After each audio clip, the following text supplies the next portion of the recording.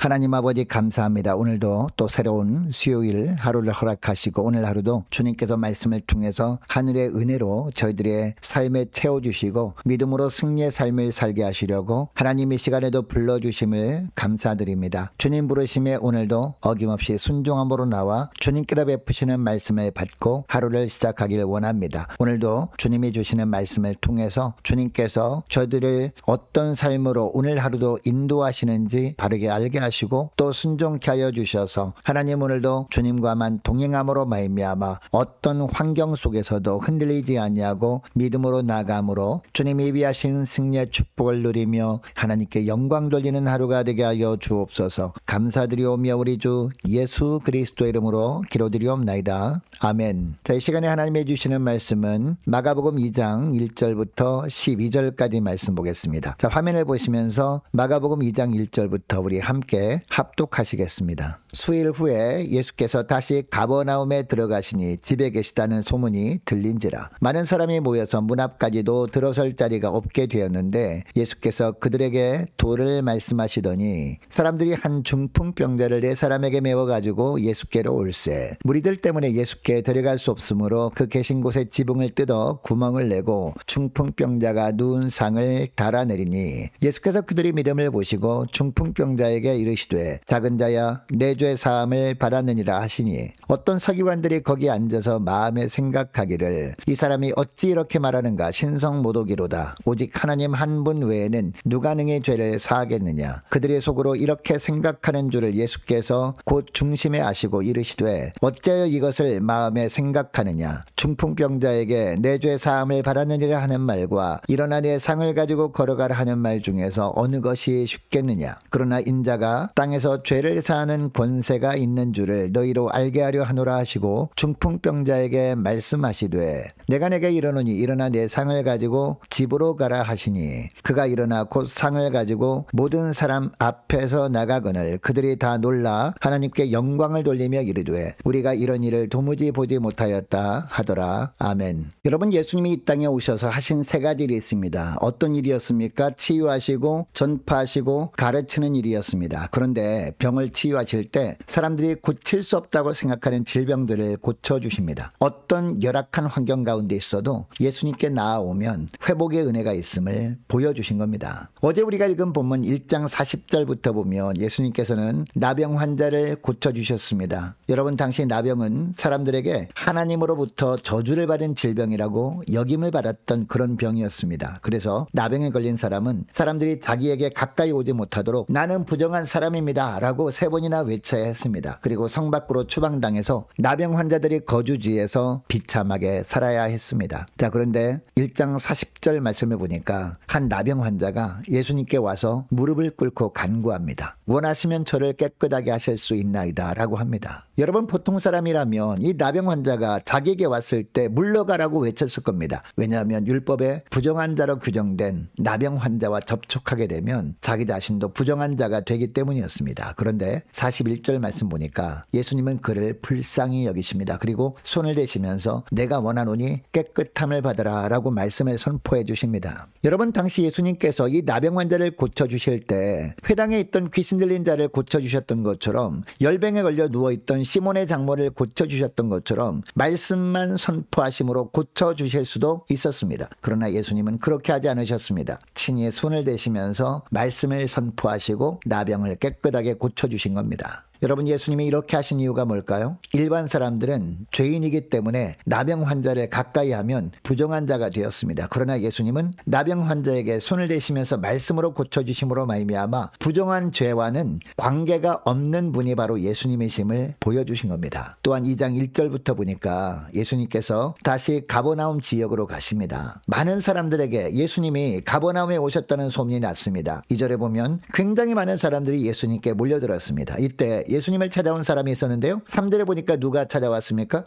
중풍병자입니다. 여러분, 예수님의 나병 환자는 아무도 가까이 하지 않으려고 할 정도로 살이 썩어 들어가는 몸이었지만 예수님은 친히 그 몸에 손을 대신 후에 내가 원하노니 깨끗함을 받아라 라고 해주셨습니다. 그렇다면 중풍병자에 대해서는 더 몸에 손을 대시면서 고쳐주셔야 할 것 같습니다. 여러분, 그런데 예수님이 이번에는 어떻게 하십니까? 5절 말씀해 보니까 작은 자야 내 죄 사함을 받았느니라 라는 말씀만 하십니다. 여러분, 마가복음 1장 15절에 보면 때가 찼고 하나님의 나라가 가까이 왔으니 회개하고 복음을 믿으라 라는 말씀을 주님이 선포하십니다. 여러분, 이 말씀을 보면 예수님은 이 땅에 하나님 나라 복음을 증거하러 오셨음을 알 수 있습니다. 그런데 예수님께서 하나님 나라 복음을 증거하실 때 언제나 하나님 나라의 실제를 보여주시면서 하나님 나라의 복음을 전하십니다. 나병 환자와 중풍병자를 고쳐주신 것도 이런 이유 때문이었습니다. 예수님이 증거하신 하나님의 나라가 이 땅에 임하였음을 보여주신 것이었습니다. 그러므로 주님 앞에 나아오기만 하면 하나님 나라를 체험할 수 있음을 보여주신 겁니다. 여러분, 나병은 몸이 썩어 들어가는 병이었지만 스스로 움직일 수는 있었습니다. 그래서 자신이 돌에 맞아 죽을 각오를 하고 예수님께 나병 환자가 나왔던 겁니다. 하지만 중풍병자는요, 몸이 점점 굳어가는 1급 중풍병자였습니다. 몸이 굳어서 스스로의 힘으로는 움직일 수조차 없었습니다. 그래서 예수님께 나아오려면 다른 사람들의 도움이 필요했거든요. 핵심은 어찌하든지 예수님께 나아가는 것이었습니다. 여러분, 나병 환자와 중풍병자의 공통점이 있습니다. 예수님이 선포하신 하나님 나라를 직접 체험했다는 겁니다. 여러분, 하나님 나라는 질병이 없는 곳입니다. 죄가 없는 곳입니다. 그래서 주님 앞에 나온 나병 환자에게는 내가 원하노니 깨끗함을 받으라 라고 말씀을 선포하신 것이었습니다. 그리고 중풍병자에게는 내 죄 사함을 받았느니라 라고 말씀을 선포해 주신 것이었습니다. 그런데 이들이 하나님 나라를 체험하게 되었던 공통된 조건이 있었는데 그게 뭐였을까요? 스스로 예수님께 나왔든지 아니면 다른 사람들의 도움으로 예수님께 나왔든지 어쨌든 예수님께 나왔다는 겁니다. 사랑하는 여러분, 주님께서 오늘 이 새벽에 이 나병 환자와 중풍병자에 대한 말씀을 우리에게 하시는 이유가 뭘까요?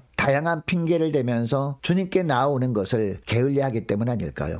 영적인 나태함 때문에 주님께서 나에게 오라라고 말씀하심에도 불구하고 주님께 순전한 마음으로 나와 엎드리는 것을 우리가 소홀히 했기 때문 아닐까요? 여러분, 가장 좋은 것은요, 나병 환자처럼 스스로 주님 앞에 나오는 겁니다. 즉 스스로 말씀 앞에 날마다 엎드려서 매 순간마다 말씀을 묵상하며 사는 것, 이게 우리 하나님께서 가장 원하시는 겁니다. 그렇게 하지 못하면 다른 사람의 도움을 받고서라도 주님 앞에 나오는 겁니다. 즉 다른 사람이 전하는 말씀을 듣고서라도 그 말씀을 묵상하고 그 말씀대로 살려고 애를 쓰는 거죠. 사랑하는 여러분, 나는 매일 예수님께 적극적으로 나아가고 있는가? 주님의 생명의 말씀을 잘 듣고 있는가? 이것을 돌아보고 오늘부터는 무엇보다 말씀을 통해서 주님을 깊이 만남으로 말미암아 하나님 나라를 체험하며 사는 복된 하루가 되기를 축복합니다. 자, 그런데 여러분, 여기서 한 가지만 더 살펴보기를 원하는데요. 4명의 친구들이 중풍병자를 침상째 들고 주님께 나왔습니다. 여러분, 침상째 들고 예수님이 계신 곳까지 오는 것도요, 굉장히 힘들었을 겁니다. 땀을 뻘뻘 흘리면서 예수님이 계신 집에 도착했을 겁니다. 그래서 예수님이 계신 집에 도착하자마자 사람들이 예수님께 나아갈 길을 열어줬더라면 얼마나 좋았을까요? 그런데 도착해보니까 사람들이 너무나 바글바글합니다. 인산인해였습니다. 그 사람들을 뚫고 예수님께로 나아갈 방법이 없어 보였습니다. 여러분, 그래서 웬만한 사람들 같으면 어떤 생각을 할까요? 아쉽지만 예수님 앞에 나아가는 것을 포기하고 말 겁니다. 오늘날 때때로 예수님께 나아가는데 걸림돌이 되는 것 중에 하나가 바로 사람들입니다. 주님께 가까이 나아가려고 하면 식구가 걸림돌이 되기도 하거든요.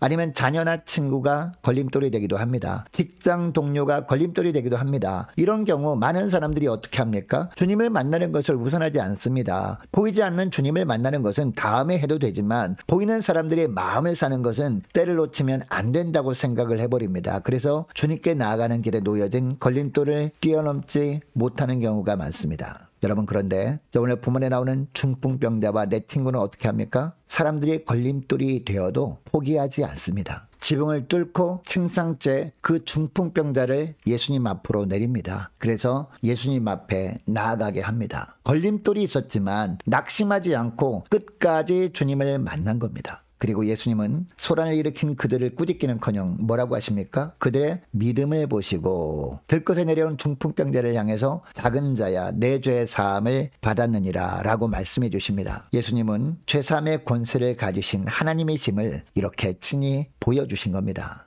여러분, 이것을 기억하시고 오늘 기도할 때 이렇게 기도했으면 좋겠습니다. 주님, 어떻게 하든지 말씀 앞에 나와 엎드리는 삶을 살 때 주님, 저희들도 만나 주옵소서 간절히 기도하기를 원합니다. 하나님, 주님을 만나는 길에 어떠한 걸림돌이 있어도 믿음으로 그 걸림돌을 뛰어넘고 주님 앞에 나아가 가장 먼저 엎드림으로 말미암아 하나님 나라를 체험하는 복된 하루가 되게 하여 주옵소서 간절히 기도하는 이 새벽 될 수 있기를 원합니다. 계속해서 기도하기를 원하는 것은 오늘 수요일입니다. 오늘 저녁에 있을 수요 예배를 위해서 함께 기도하기를 원하고 기도로 깨어있는 교회 되게 하옵소서, 기도로 깨어있는 모든 성도들 되게 하옵소서 간절히 기도하기를 원합니다. 또 우리 주님께서 한 해 동안 맡겨진 사역 잘 감당할 수 있도록 모든 환경과 여건을 허락해달라고 또 도울 자를 많이 붙여달라고 함께 기도하기를 원하고 유초등부 중고등부 청년부를 위해서 각 구역과 남녀 전도회를 위해서 함께 기도하기를 원합니다. 또 많은 환우들이 있습니다. 환우들 위해서 기도해 주시기 바라고 군 복무 중인 유호성 형제를 위해서 취업을 앞둔 청년들의 앞날을 위해서 성사님들 가정들과 나라와 민족과 교회의 앞날을 위해서 또 저와 여러분이 가지고 나온 기도 제목을 놓고 우리 함께 기도하기를 원합니다. 기도하겠습니다.